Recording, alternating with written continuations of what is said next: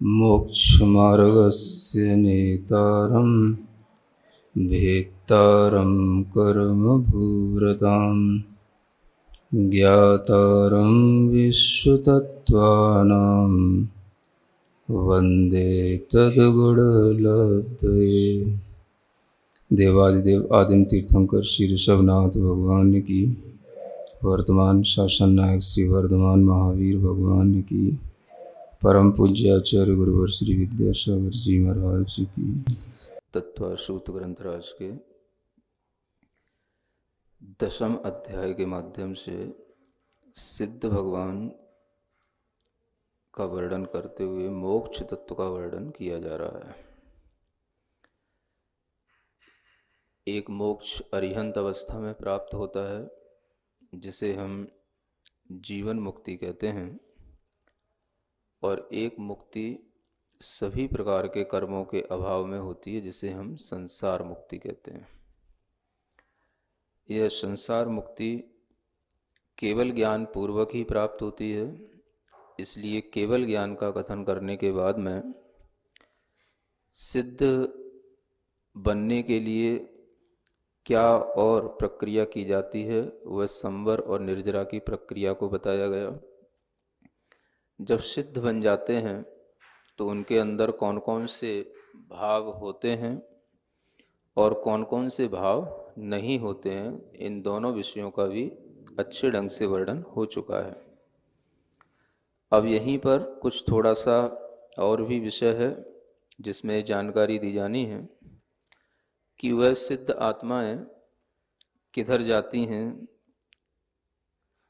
जहाँ जाती हैं वहाँ जाकर के कितनी और ऊंचाई तक जा सकती हैं, सर्वत्र घूमती रहती हैं या कहीं स्थिर हो जाती हैं। इस तरह की अनेक तरह की चिंताएं या विचारधाराएं अनेक लोगों के मन में होती हैं। उन सबका समाधान करने के लिए ये आगे का सूत्र है। तदनंतर मूर्ध्वम गच्छत्या लोकांतात।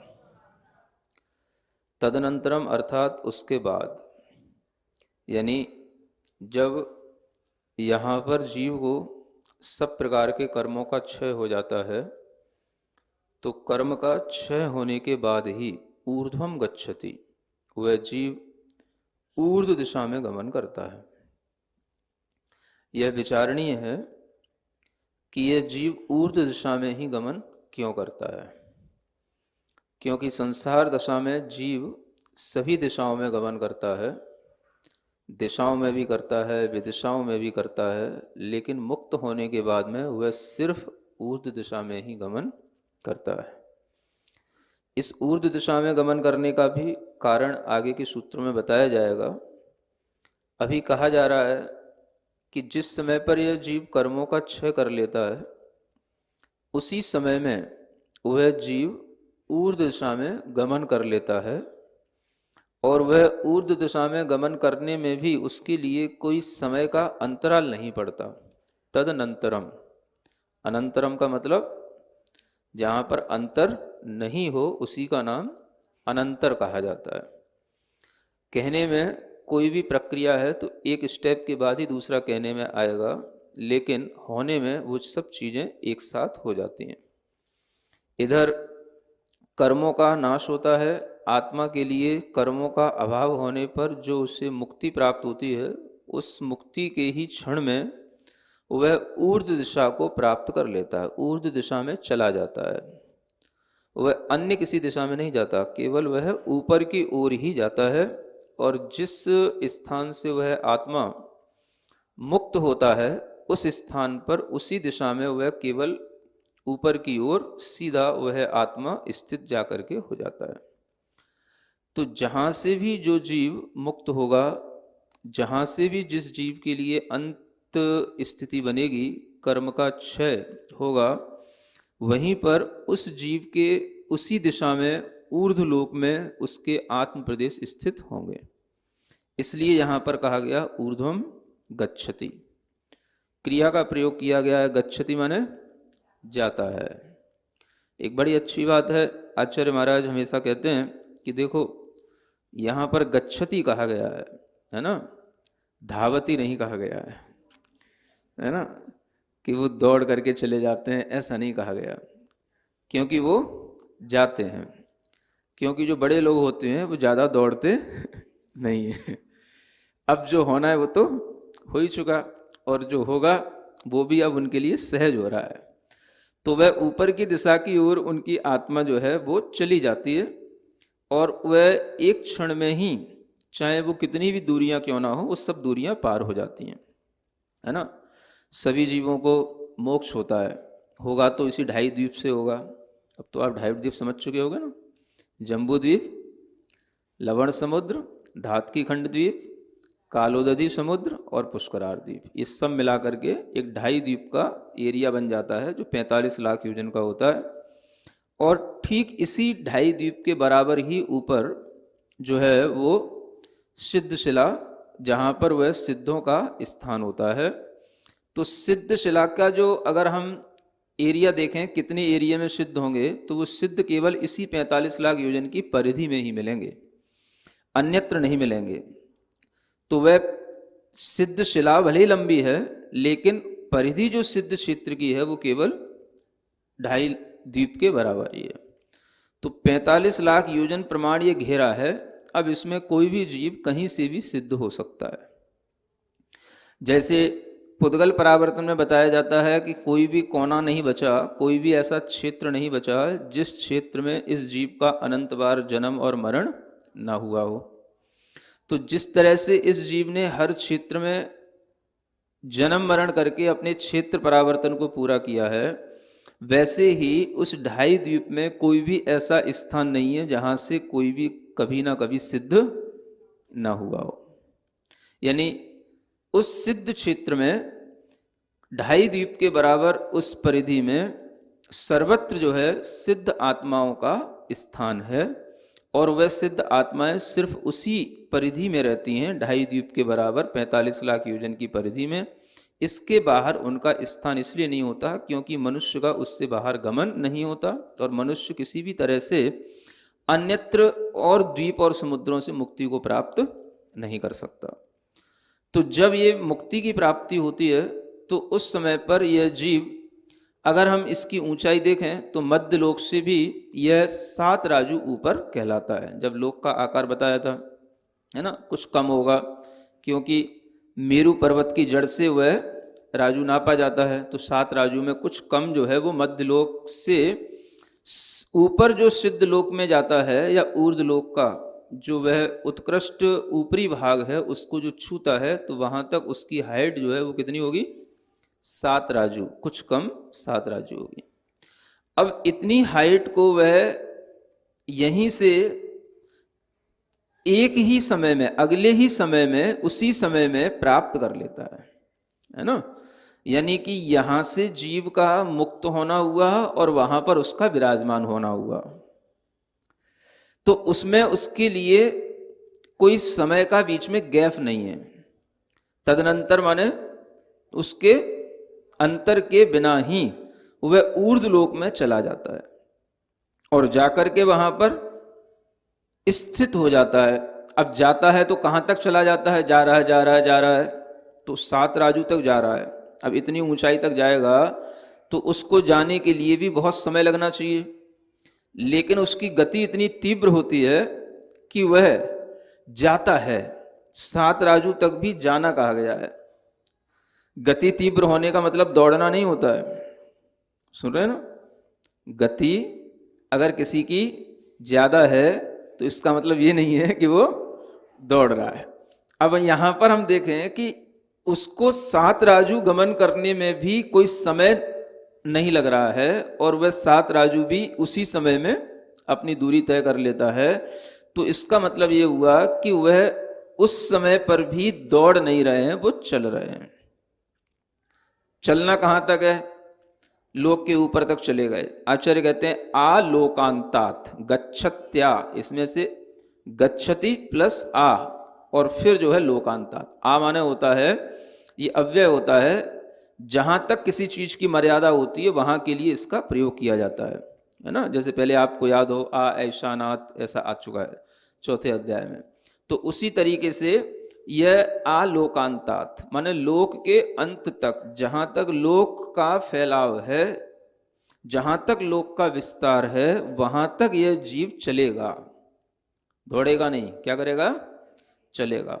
चलने में इसको टाइम नहीं लगेगा, और यह उस लोक के अंत तक ही चलेगा, इसके बाहर नहीं चलेगा। ये यहां पर एक कंडीशन बना दी गई। तो लोक के अंत तक। अब ये जो लोक का अंत है, इसको हम कैसे समझें? तो एक तो हम मध्यलोक से भी समझ सकते हैं, और मध्यलोक में भी जब हम ऊपर की ओर चलते हैं तो सुमेरु पर्वत के ऊपर ऊर्ध्वलोक प्रारंभ हो जाता है। जब हम उस सुमेरु पर्वत के ऊपर के जो ऊर्ध्वलोक की तरफ चलते हैं तो वहां पर हमें कल्पवासी देव, वैमानिक देव, और उसके ऊपर भी, है ना, और भी कल्पातीत देवों का हमें उसमें एक ज्ञान मिलता है। और कल्पातीत देवों में भी सबसे अंत में जो देव होते हैं वो सर्वार्थ सिद्धि के देव होते हैं। उस सर्वार्थ सिद्धि के देवों के जो विमान हैं, उस विमान के ऊपर भी उनके शिखरों पर ध्वजा लगी रहती है। सुन रहे हैं? और उस ध्वजा से अगर उस सिद्ध क्षेत्र की सिद्ध शिला जहां बनी हुई है, जिसे हम 8वीं पृथ्वी कहते हैं, उसकी अगर हम दूरी नापते हैं तो आचार्यों ने लिखा है कि वो 12 योजन की दूरी पर वो सिद्ध शिला है। कहां से? उस सर्वार्थ सिद्धि विमान के ध्वज दंड के सबसे ऊपरी भाग से। उसके बाद में अब कोई चीज नहीं है संसार के लिए, न कोई देवों का निवास है उसके बीच में, ना कुछ है। वो जो गैप है बीच का, वो कितना है? 12 योजन का। और वहां जाने के बाद में वह सिद्ध शिला पर भी भगवान स्थित नहीं होते हैं, क्योंकि सिद्ध शिला से भी बहुत ऊपर लोक का अंत होता है। तो उससे भी 1750 यानी 7050 धनुष ऊपर जाकर के वह सिद्ध भगवान जाकर के स्थित होते हैं। तो इस तरह से जब हम लोक का पूरा हम जब हाइट देखते हैं तो उसमें हमें पता पड़ता है कि सिद्ध भगवान अपनी इतनी दूरियां भी जो है एक समय में ही पूरी की पूरी नाप लेते हैं, उन्हें बहुत समय नहीं लगता है, और वह लोक के अंत तक जाते हैं, इससे अधिक नहीं जाते हैं। ये यहाँ पर एक मर्यादा बना दी गई, सीमा बना दी गई। ये सीमा ऐसा नहीं है कि हमने कह दिया इसलिए सीमा बन गई, या कोई भगवान ने कह दिया तुम इससे ज्यादा आगे नहीं जा सकते इसलिए सीमा बन गई। ये तो वस्तु के परिणमन का, उसकी गति का यह स्वभाव है। यानी कोई भी पदार्थ अगर चैतन्य पदार्थ है तो वह गति करेगा तो शुद्ध अवस्था में केवल ऊर्ध्व गति करेगा। अन्य पदार्थ जो होते हैं वो अशुद्ध अवस्था में किसी भी तरीके की गति कर सकते हैं, चारों दिशाओं में गति कर सकते हैं, विदिशाओं में गति कर सकते हैं, अधो दिशा में भी कर सकते हैं, ऊर्ध्व दिशा में भी कर सकते हैं, उनके लिए शर्त नहीं है। लेकिन शुद्ध आत्मा के लिए शर्त होती है कि उसके लिए केवल और केवल ऊपर की ओर ही गमन होता है। तो ऊर्ध्व दिशा में गमन करते हुए उस शुद्ध पदार्थ के लिए यह शर्त बन जाती है, तो वहां पर उसके लिए लोक से अग्रभाग, जो लोक का सबसे ऊपरी भाग है, उससे आगे उसका जाना नहीं होता। तो इसमें किसी भी प्रकार का कोई भी भगवान का इसमें कोई रोल नहीं है कि कोई शक्ति उनको रोक रही है, कि कोई उनको भगवान रोक रहा है। ये सब जो है स्वाभाविक परिणमन है, जानने में आता है, सर्वज्ञ के ज्ञान में सो बता दिया जाता है। भगवान ने देखा कि सिद्ध आत्माएं उसी स्थान तक जाकर के अपने आप को टच करके वहीं पर स्थित हो जाते हैं, लोक के टॉप पॉइंट पर। उससे आगे नहीं जाते तो नहीं जाते। उनके लिए क्या कारण है वो आगे बताया जाएगा। लेकिन ये ध्यान रखने की बात है कि सिद्ध भगवान की आत्माएं शुद्ध होने के बाद में भटकती नहीं है, घूमती नहीं है। कुछ ऐसे भी दर्शन हैं, मत हैं, जिनमें ये माना जाता है कि हमेशा, एक मत है जिसमें सदा गति कहा जाता है, उस मत का नाम ही है ना, सदा गति। भगवान की गति क्या होती है? सदा, हमेशा वो चलते रहते हैं। एक बार जैसे वो मुक्त हो गए तो मुक्त होने के बाद में उनका गमन निरंतर चलता रहता है। मतलब वो कभी रुक नहीं सकते हैं, क्योंकि रोकने के लिए उनको कोई कारण नहीं है। तो वो चलते जाते हैं, चलते जाते हैं। अब जैसे भी चलें, जहाँ भी चलें, चाहे तैरें, चाहे ऊपर चलें, किसी भी दिशा में चलें, वो हमेशा चलते रहते हैं। तो ऐसा यहाँ नहीं है। यहाँ आचार्य कहते हैं वो इस एक स्थान पर जाकर के ऊपर स्थित हो जाते हैं। ये सिद्ध भगवान का जो हमें ज्ञान दिया जा रहा है, ये उनके उस स्वभाव के कारण से है कि जिस चैतन्य आत्मा ने अपने अंदर अनंत शक्ति प्राप्त कर ली है, वह अनंत शक्ति भी उसकी इतनी मर्यादित और सीमित है कि जो लोक के नियम हैं या लोक में जो निमित्त हैं, उन निमित्तों के अनुसार ही उस शक्ति का पालन होता है, निमित्तों का उल्लंघन नहीं किया जाता है। निमित्त क्या है? जो लोक के अंदर अनेक प्रकार के द्रव्य हैं और ये व्यवस्था है कि सब द्रव्य लोक में ही रहेंगे, लोक के बाहर नहीं होंगे, तो सिद्ध होने का मतलब ये नहीं है कि हम इतनी शक्तिमान हो गए हैं तो हम कुछ भी कर लें, वो नहीं कर सकते हैं। वो भी उस नियम के अंतर्गत ही रहेंगे, तो वे लोक के अंत पर जाकर के स्थित हो जाते हैं। ये यहाँ पर बताया गया। अब ये बताने के लिए कोशिश की जा रही है, आपको थोड़ा समझ में आ सके कि भगवान ऊर्ध्वगमन ही क्यों किए। इसके लिए यहाँ पर आचार्य दो सूत्रों के माध्यम से पहले तो कुछ कारण बता रहे हैं और फिर उसी कारण की सिद्धि के लिए कुछ उदाहरण दे रहे हैं। ठीक है ना? तो वही सूत्र आगे का पढ़ते हैं। पूर्व प्रयोगा दसंगत्वाद बंधच्छेदात तथागति परिणामाच्च, ये एक सूत्र हुआ। क्या बताया इसमें जितने भी पद आए हैं ये सभी पंचमी के एक वचन में हैं, यानी हेत्वर्थे पंचमी। जहां पंचमी विभक्ति का प्रयोग किया जाता है वहां पर हेतु बताने के लिए होता है। पूर्व प्रयोगात, पूर्व के प्रयोग से, एक कारण ये दिया। दूसरा असंगत्वात, असंग माने संग से रहित हो जाना, किसी भी प्रकार का उनके पास में कोई भी दूसरा पदार्थ का संग नहीं होना, साथ नहीं होना, ये असंग होने से, ये दूसरा कारण। तीसरा बंधच्छेदात, बंधों का विच्छेद हो जाना, नष्ट हो जाना, ये तीसरा है। चौथा तथागति परिणामाच्च, और चौथा कारण क्या है? उसी प्रकार की गति का वह परिणमन होता है, माने उसी प्रकार की गति होने का वह परिणाम माने स्वभाव है। इस कारण से ये जीव ऊर्ध्वगमन ही करता है। ये चार कारण दिए जा रहे हैं।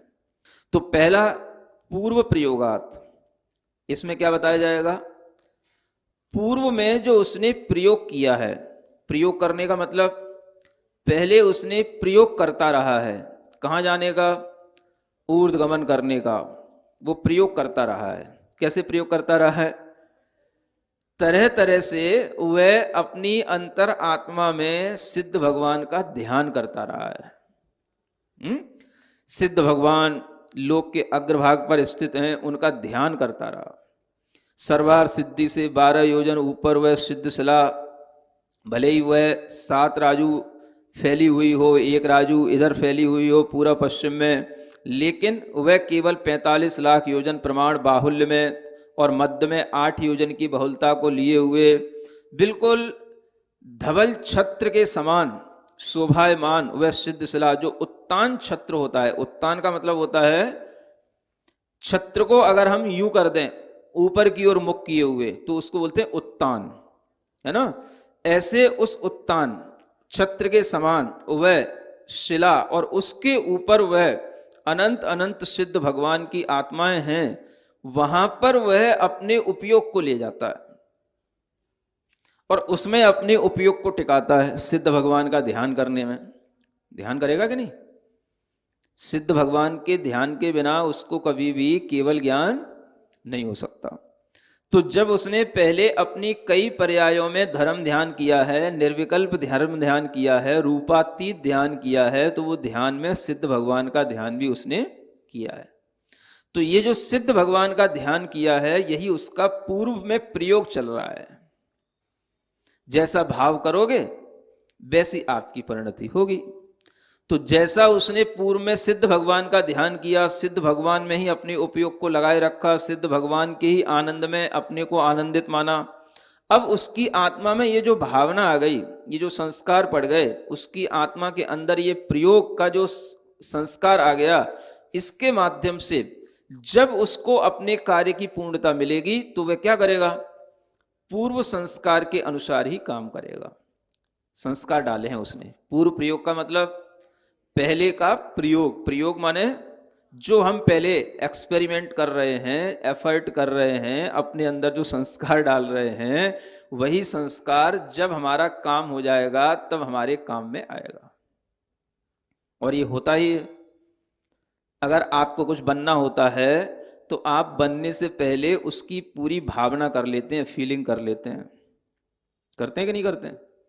अगर किसी को आईएएस कलेक्टर बनना है, किसी को डॉक्टर बनना है, तो उससे पहले ही जो है वह अपने अंदर फीलिंग ले आता है, मैं डॉक्टर बनूंगा तो ऐसे कपड़े पहनूंगा, ऐसे बैठूंगा, ऐसा नेम प्लेट लगाऊंगा, ऐसा काम होएगा। ये सब उसके अंदर जो थिंकिंग चलती है, ये क्या है? ये पूर्व प्रयोग है। बस ऐसे ही ध्यान करने वाला ध्याता है तो किसका ध्यान करता है? अरिहंतों का करता है और सिद्धों का करता है। तो वह सिद्धों के ध्यान में रहता है, शुक्ल ध्यान में भी उसके अंदर वही भाव रहता है। वही यहाँ पर पूर्व प्रयोग के रूप में कहा गया है।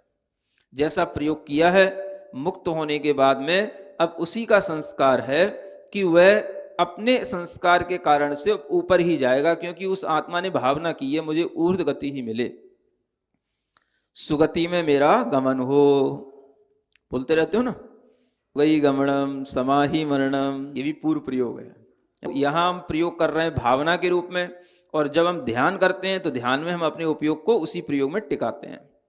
तो उसमें भी यही है, सुगति में गमन हो। सुगति माने इसी पंचम गति में गमन हो, मेरी सिद्ध गति हो। यानी जो हम ये प्रयोग कर रहे हैं भगवान, मेरी सिद्ध गति हो, सिद्ध गति हो। बार बार भगवान के दर्शन करते हुए, हर समय पर जिनवाणी पढ़ने के बाद, पहले या कभी भी किसी भी प्रसंग पर हम जो ये भावना करते हैं मेरा दुखों का क्षय हो, मुझे सुगति में गमन हो, तो ये भी एक पूर्व प्रयोग है। और ऐसा पूर्व प्रयोग ध्यान में स्थिरता लाएगा, फिर यही पूर्व प्रयोग आपको शुक्ल ध्यान में ले जाएगा। इसी प्रयोग के कारण से जब आपकी आत्मा शरीर को छोड़ देगी तो फिर वह अब घूमेगा, और घूम करके कहाँ जाएगा? तो जो उसका संस्कार पड़ा है, मुझे कहाँ जाना है, मुझे ऊपर जाना है, मुझे सुगति में गमन करना, मुझे सुगति में गमन करना, मुझे सुगति में गमन करना, तो उसका गमन कहाँ होएगा? जा बेटा अब सुगति में जा, ठीक है ना। अब वो अपने आप उसका गमन सुगति प्रयोग कहलाता है। माने क्रिया पूर्ण होने के बाद भी उसका संस्कार बचा रहना, ये संस्कार है, पूर्व का संस्कार है, जिस संस्कार के कारण से वह ऊर्ध्व दिशा में ही जाता है। समझ रहे हैं ना? आप लोग पंखा चलाते हो ना, अब पंखा चलते चलते मान लो लाइट चली गई है ना, तो लाइट चली गई तो पंखा तुरंत बंद हो जाना चाहिए था, लेकिन पंखा फिर भी उसके बाद में उसकी पंखुड़ियां घूमती रहती हैं। क्यों? पूर्व प्रयोगात। किसके कारण से? पहले वो चल रहा था तो अभी करंट चली गई, लेकिन फिर भी पंखुड़ियां घूम रही हैं, तो यही पूर्व प्रयोग कहलाता है ना। आप कभी घंटा बजाते हो, मंदिर में आए, घंटा बज गया, और घंटा बजने के बाद भी जो है बहुत देर तक आवाज आती रहती है। किसकी आवाज है वो? पूर्व प्रयोगात, पूर्व प्रयोगात। इस पूर्व प्रयोग को लगाते तो रहो, व्यवहारिक जीवन में भी पूर्व प्रयोग काम आता है ना। कुछ बनना है तो पूर्व प्रयोग करना है, कुछ आपको सीखना होता है तो भी पूर्व प्रयोग के साथ ही सीखना होता है। अगर आपको कोई आर्ट सीखनी है किसी चीज के लिए तो भी आपको पूर्व प्रयोग करना होता है। कोई भी आपको चित्र बनाना है तो चित्र बनाने से पहले भी आपको कुछ उसकी आउटलाइनिंग करनी होती है, वो भी सब क्या होता है? पूर्व प्रयोग होता है। तो पूर्व प्रयोग का ही ये फल है। अब जब उसके लिए सिद्धि हो गई है तो उस सिद्धि के उपरांत वह पूर्व के संस्कारों के कारण से ऊपर की ओर ही गमन करता है। ये पहला कारण हो गया। दूसरा कारण असंगत्वात्, असंग हो गया। अब वो असंग माने, संग का मतलब होता है जो कुछ भी साथ में जुड़ा हुआ हो सब संग कहलाता है। संग का मतलब जो साथ में जुड़ा हुआ हो, चाहे भावों से जुड़ा हुआ हो, चाहे कर्मों से जुड़ा हुआ हो, चाहे किसी पदार्थों से जुड़ा हुआ हो, जब तक वह आत्मा किसी से जुड़ा रहेगा, किसी ना किसी का उसके अंदर संग रहेगा, संगति रहेगी, अपने शुद्ध स्वभाव को छोड़ करके अन्य किसी भी पदार्थ से जब तक उसकी संगति है तब तक वह आत्मा के लिए ऊर्ध्वगमन निश्चित नहीं है। लेकिन जब वो असंग हो गया, संगति से रहित हो गया, तो संग रहित होने पर वह ऊपर ही जाता है। ये नियम है।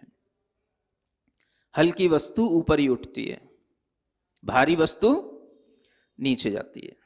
तो संग रहित हो गया माने कोई अब उसके लिए दूसरे पदार्थ का उससे टचमेंट नहीं रहा, संग नहीं रहा, है ना। संग का मतलब यहां यही समझना। वैसे तो संग माने परिग्रह होता है, अंतरंग बहिरंग, ये सब व्याख्याएं तो बात की है, लेकिन संग माने वास्तव में क्या है? संग। जिसे आप बोलते हो आप हमारे संग हो कि नहीं, है ना। संग माने संगति, साथ। तो साथ में कुछ नहीं होना चाहिए, साथ में तो सिर्फ वही जो उस आत्मा का स्वभाव है, जो उस आत्मा के अपने द्रव्य के अपने गुण हैं, अपनी ही जो शक्तियां हैं, बस वही उसके साथ हैं। इसके अलावा जो चीजें हैं वो सब पर हैं, और उस सब पर संगति को छोड़ देने के कारण से वो असंग हो गया, इसलिए भी वह ऊर्ध्व की ओर ही गमन करता है। ये दूसरा कारण बताया गया। तीसरा कारण बंधच्छेदात। क्या हो गया? बंधों का विच्छेद हो जाने से। जब भी कभी कोई चीज कहीं तिरछी दिशा में जा रही है, कहीं अधो दिशा में जा रही है, उसके ऊपर कोई ना कोई बंधन है तभी जाती है ना। सब प्रकार के बंधनों से मुक्ति मिलने पर आप देखेंगे कि पदार्थ स्वभाव से ऊपर की ओर ही जाता है। तो इसी तरीके से आत्मा में कई तरीके के जो कर्म के बंध थे, वो सब बंधों का विच्छेद हो गया। आत्मा के एक एक प्रदेश से उन कर्मों के अभाव हो जाने पर, विच्छेद हो जाने पर, एक एक आत्मा का प्रदेश बिल्कुल मुक्त हो गया।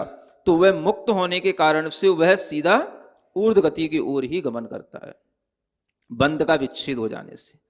बंध ही वह चीज है जो उस वस्तु को भारी बना करके उसे संसार में रोके रखता है, और जब संसार में बंध नहीं है तो फिर वह संसार से ऊपर उठ जाता है। आप देखते भी हैं कोई भी चीज का जब प्रयोग करते हैं, हल्की वस्तु हमेशा ऊपर की ओर आ जाती है और भारी वस्तु हमेशा नीचे चली जाती है। तो यही बंध के छेद हो जाने से उन्हें संसार में, संसार के सबसे ऊपर रहना आ गया। तो वो संसार के ऊपरी स्थान पर पहुंच गए, तल पर आ गए, संसार के बिल्कुल ऊपरी किनारे पर आ गए। उन्हें अब जो है संसार के अंदर जो है डूबने के कोई कारण नहीं बचे। ये बंध के छेद से बताया गया।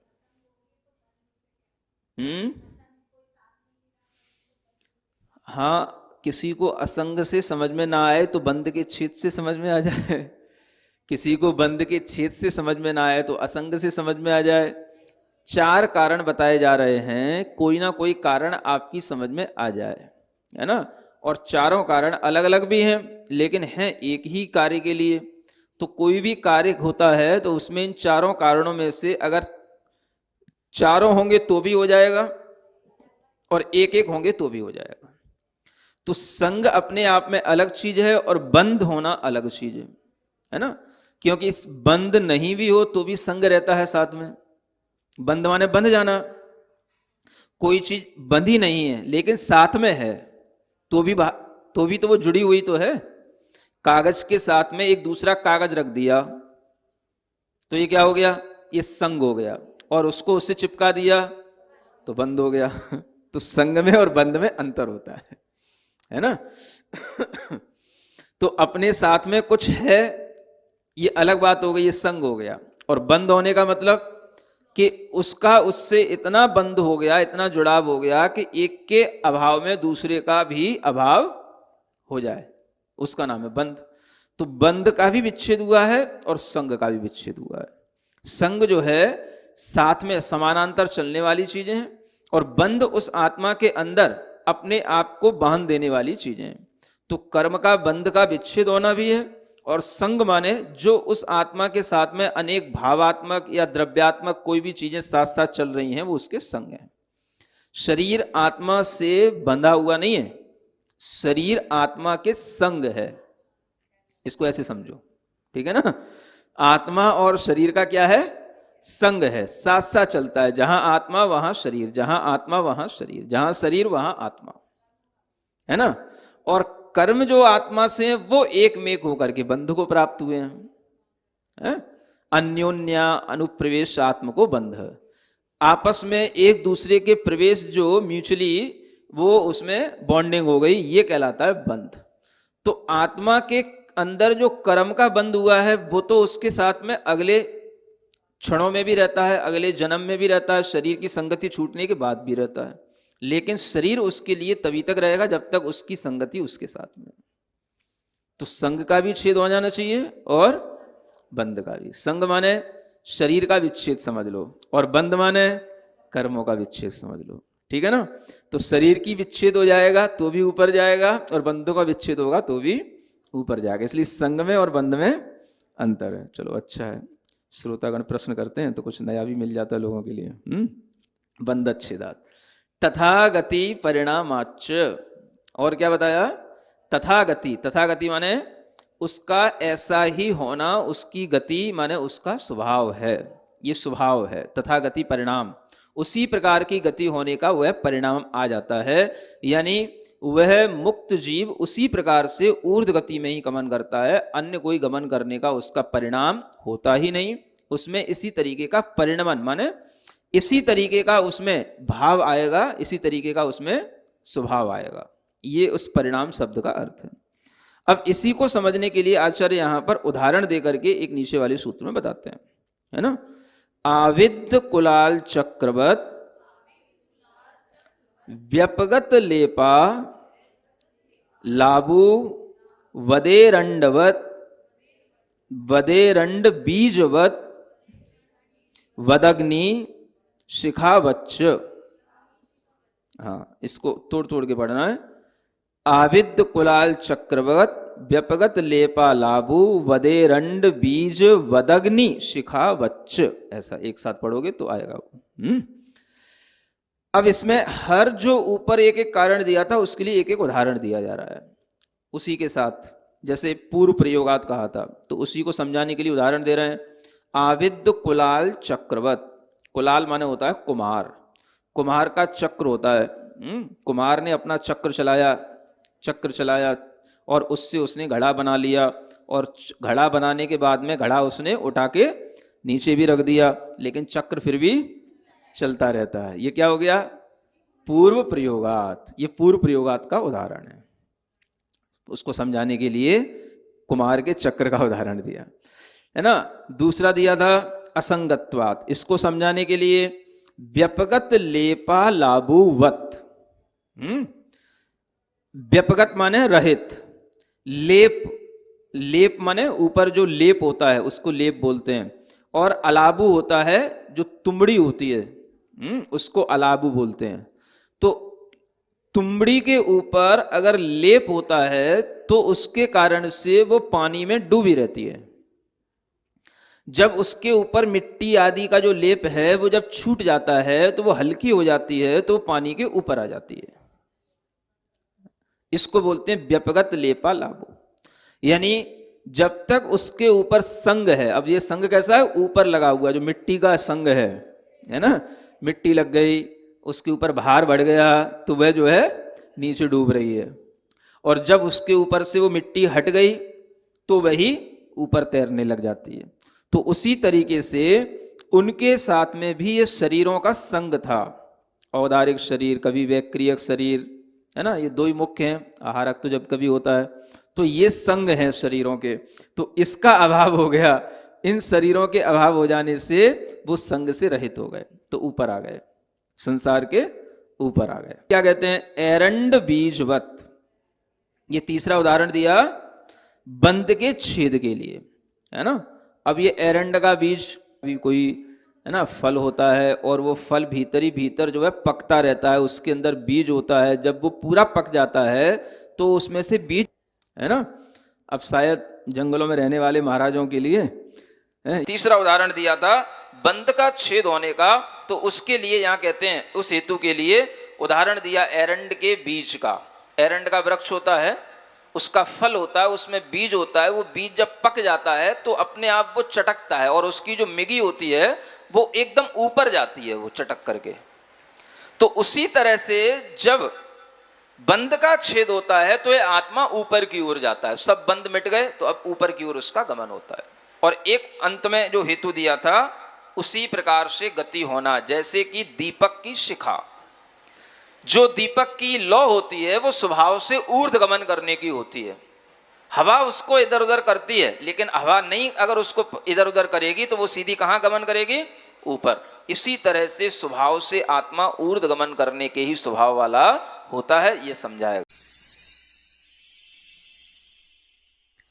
सिरिजिणवाणी जग कल्याणी जग जन मदतम मोहरी जणमण हारी गढ़हर हारी जम जरा भव रोग हरि तिथियराणम दिव्यझुणिम जो पढ़ई सुणई मय्ये धारई राणम सौखमणन्तं धरिय सासद मोक्ष पदम पावई सासद मोक्ष पदम पावई।